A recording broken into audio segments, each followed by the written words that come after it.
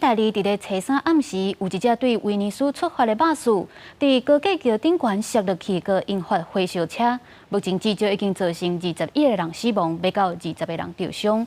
详细事故原因也搁来调查。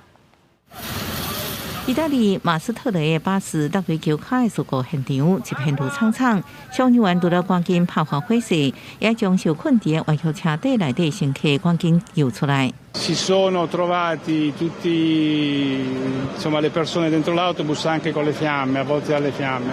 Quindi la scena che si è proposta ai pompieri è davvero, davvero difficile, davvero brutta. 这地面的巴士落在桥卡以外，发生在意大利初三暗时7点45分。这台作用的电动巴士准备为威尼斯将游客载等附近的马格拉地区营地。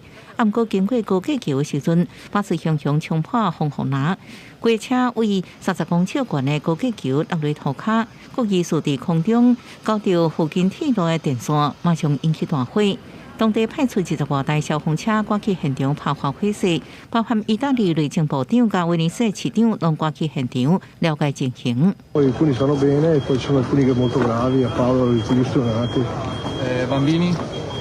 4 bambini morti. Per adesso è tutto una conta fatta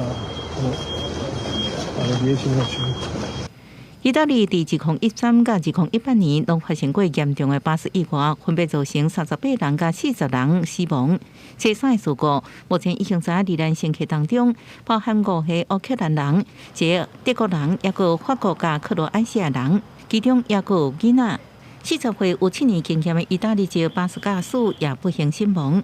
意大利总理梅洛尼对这严重意外表达哀悼。欧盟理事会主席米歇尔、法国总统马克龙也发文致哀。另外，意外真正原因也搁要进一步调查清楚。公司新闻警方请朋友。